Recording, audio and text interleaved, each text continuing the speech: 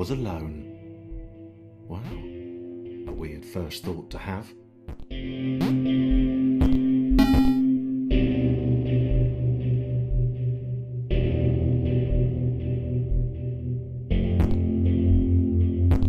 Thomas decided to start listing his observations for posterity.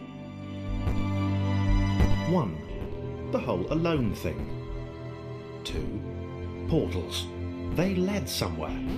He'd yet to work out where. 3. Falling. Thomas was absolutely fantastic at falling. He was almost as good at falling as he was at observing.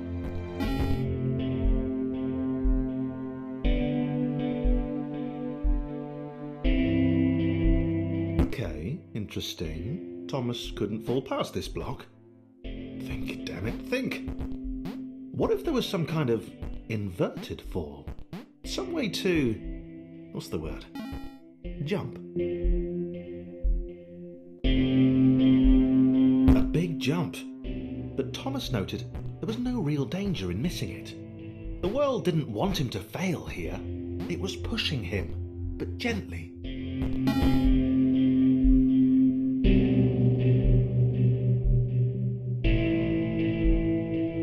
This all seemed a little dangerous. The world was not to be trusted. It was unstable, and it seemed to Thomas that it could let him down at any moment. He was starting...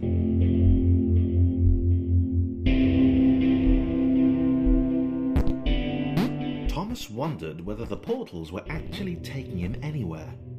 He felt like he was making progress, but there wasn't really any way to know.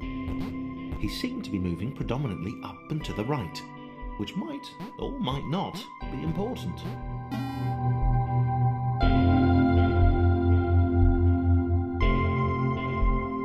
It might have been paranoia again, but Thomas could have sworn the world was becoming more complicated. It always seemed to be one step ahead of his skills. It had been designed just for him. He wondered why. Was the world testing him? No. Too obvious.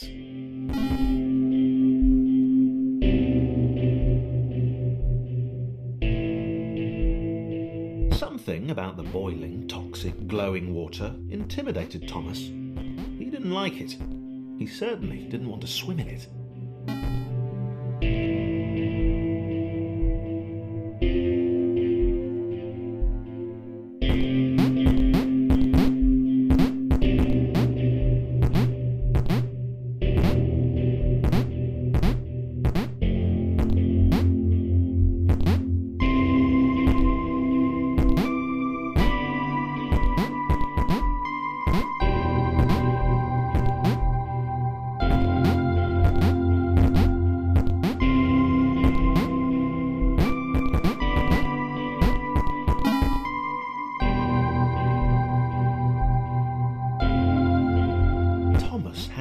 Theory.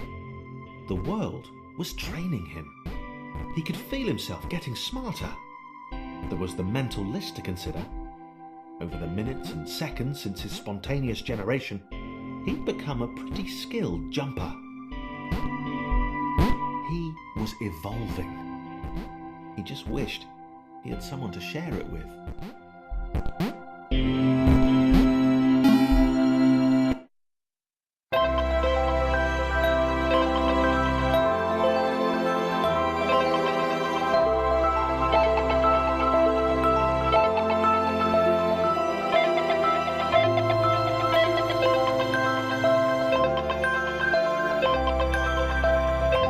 Chris took an immediate and deep dislike to the skinny red rectangle. Who the hell did this Thomas think he was?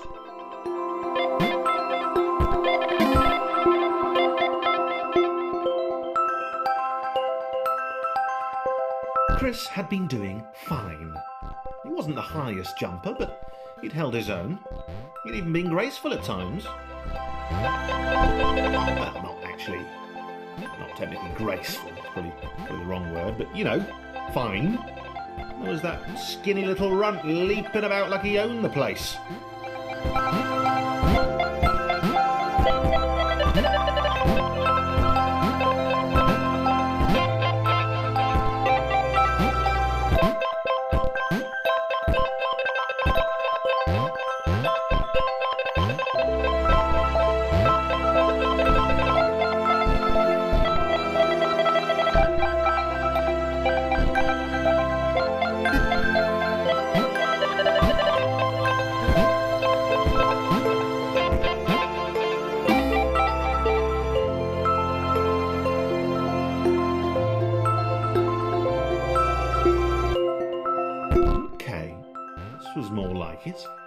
glowy white thing.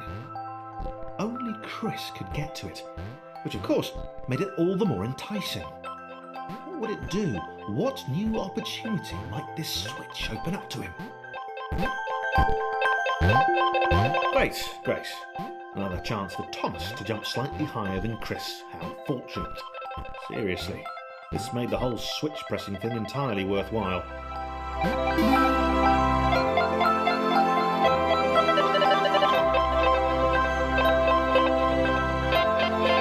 Was this good? Because on the surface, it did not seem good. Chris was pretty scared. Little Red seemed fine, happy to be on his merry little adventure. Chris couldn't shake the feeling that things had taken a significant turn for the worse since Thomas had joined in. Sure, he'd been able to piggyback his way to ever so slightly higher platforms, but where had that got him? Well, to ever so slightly higher platforms, which was sort of his point.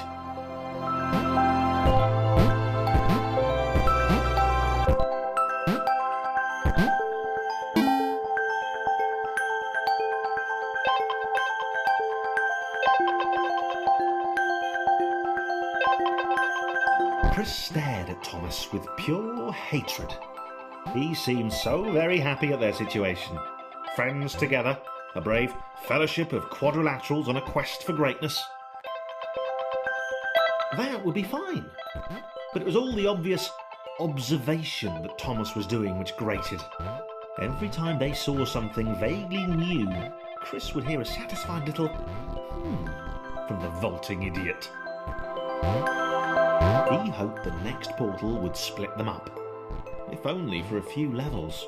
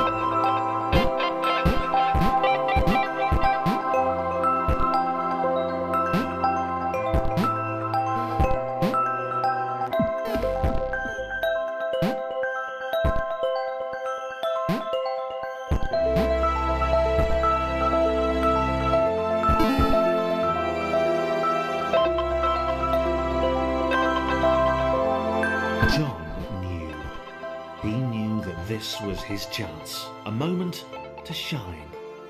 This was game day.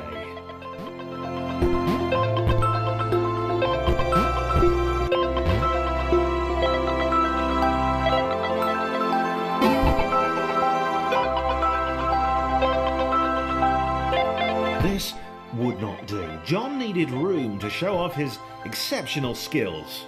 As it was, he was trapped on the wrong side of these little dot things. Where did they come from, anyway?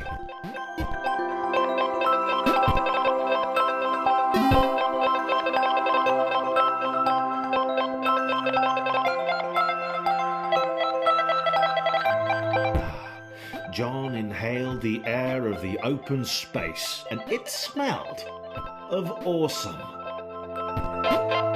Time to flex those muscles, to put his training to use, time to show those little dots how it was done. John decided to press the switch to let the little dots catch up with him. John cared for his new allies. You could tell from the sympathetic expression he practiced in the mirror all these years.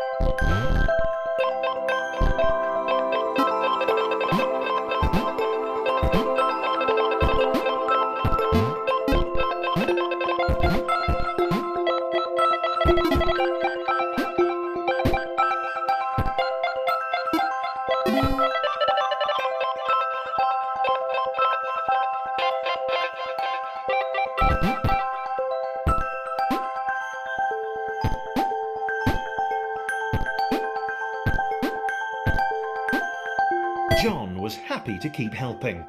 He felt it was important to his image that he was seen to help the little guys.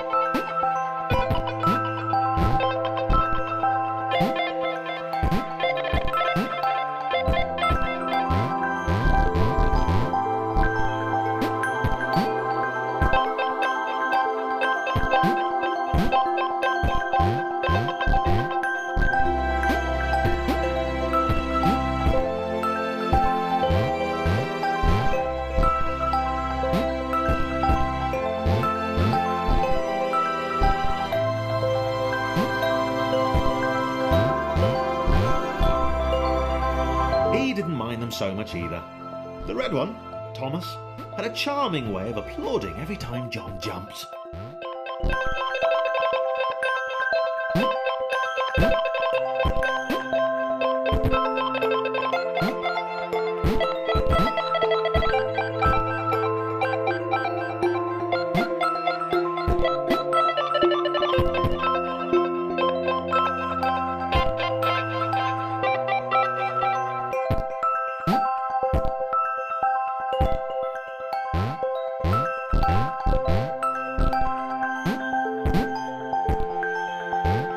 The angry orange one was less immediately likeable, but his unremitting cynicism and tutting amused John.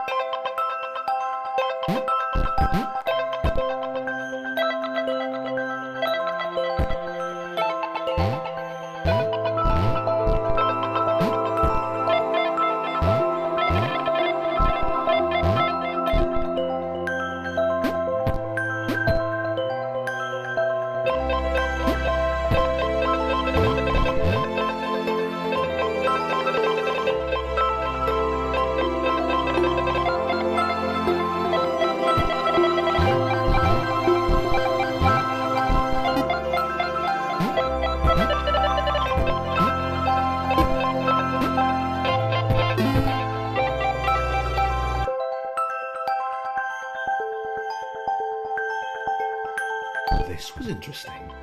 A floating target. This would require coordination, balance, and timing. John was sure the dots would be lost, but he was happy to guide them to triumph.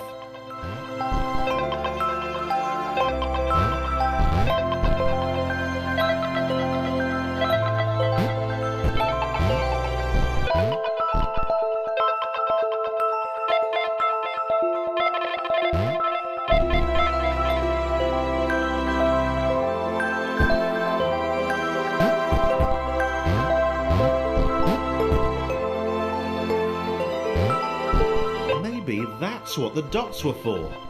They were there to extend John's reach, to make his performance even more impressive. John liked the thought. He decided to keep them.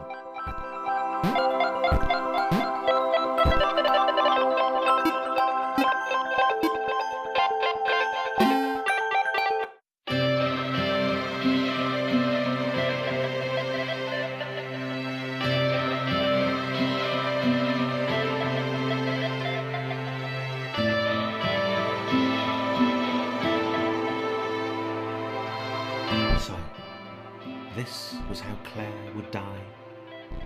She knew it would happen eventually. She was rubbish at jumping, and she moved slowly.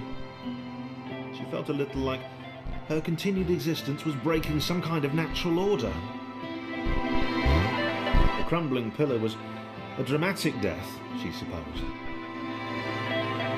Wait, what? Claire couldn't shake the feeling that she was not, in fact, dead. It was at that moment that Claire realised she had superpowers.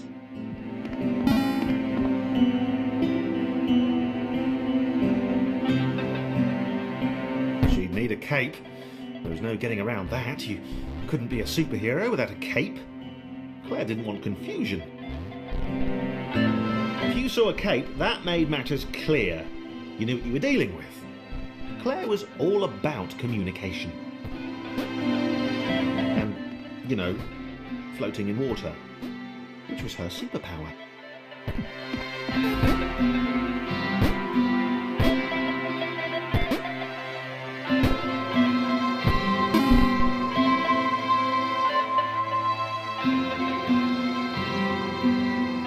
Right, fear not, my skinny friends, for I am Claire, and I will save you. Claire needed to come up with a superhero name as soon as possible. Claire was rubbish.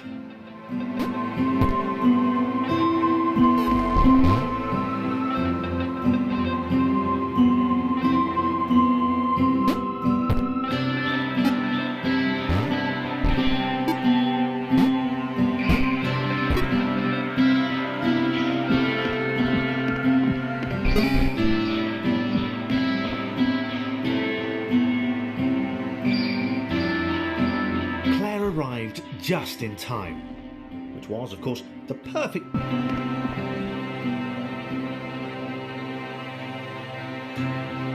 Claire arrived just in time, which was, of course, the perfect moment for superheroes to arrive.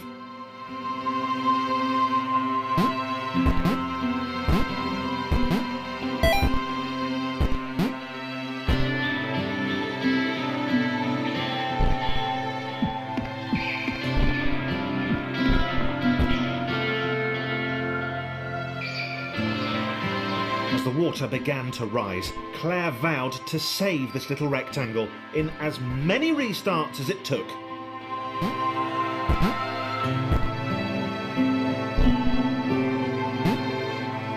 Claire wondered if Thomas would make a good sidekick. Or was she more the loner?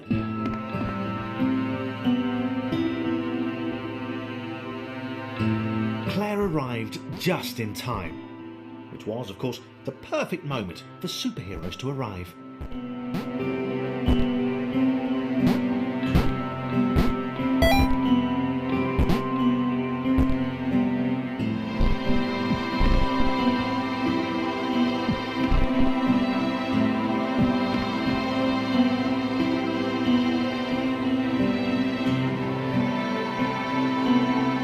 The water began to rise, Claire vowed to save this little rectangle in as many restarts as it took.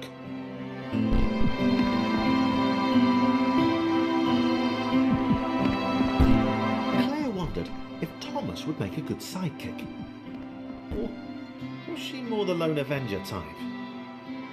She liked that. The sole hero in a world of rectangles and conveniently placed pools of toxic water.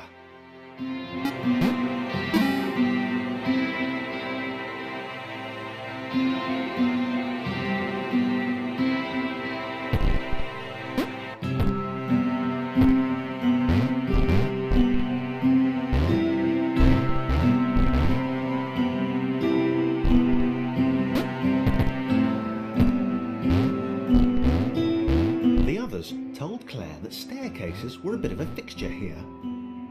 Claire wondered why the world made it so difficult.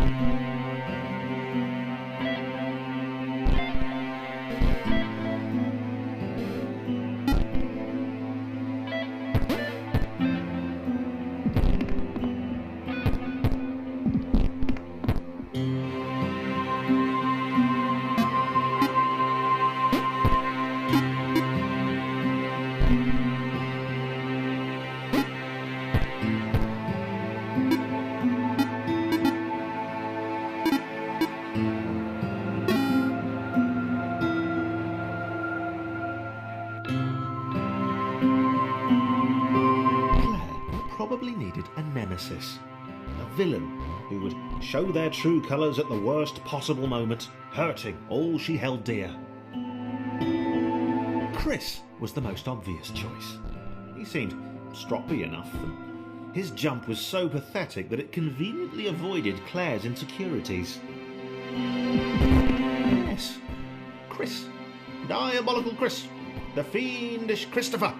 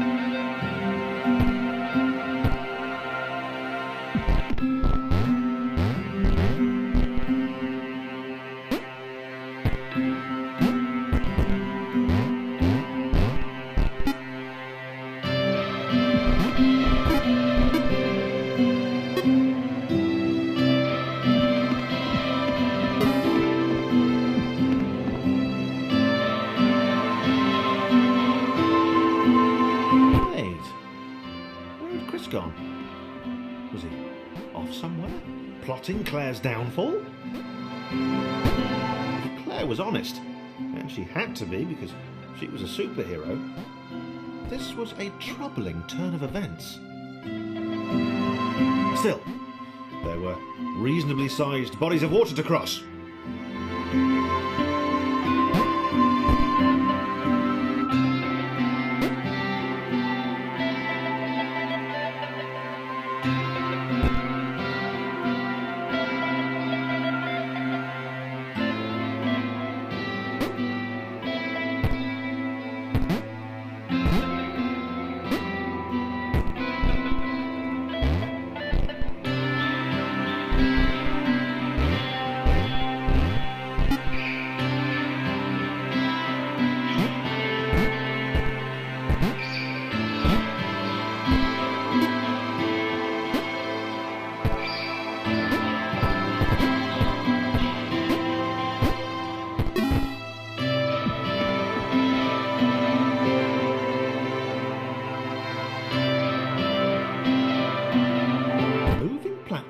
Over water, eh? Claire's newly heightened senses told her that there were multiple paths across with various possible configurations of the little posse.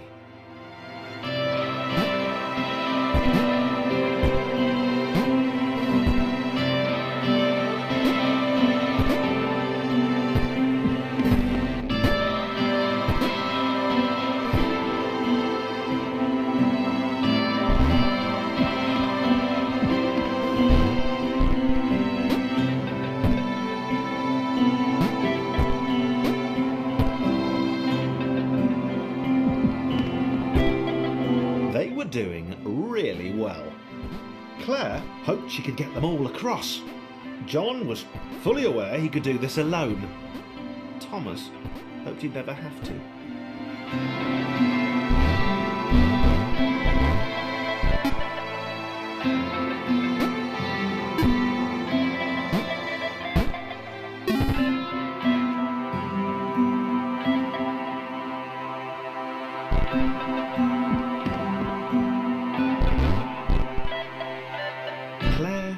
Alone, which was odd, because she wasn't meant to be alone.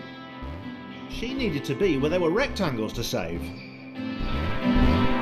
Being the only superhero in a given space kind of defeats the object. Spikes? That was new. Claire avoided them. She decided they were most likely her kryptonite.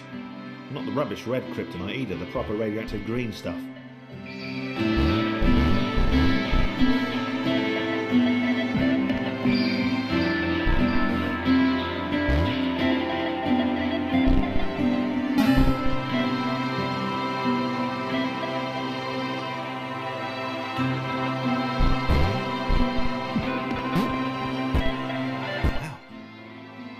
vu.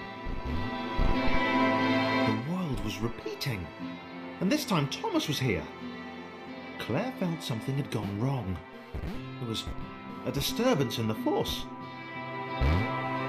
Something had altered the matrix. The world was reacting to their progress. It was amassing its forces. It was plotting against them. Claire finally had a nemesis.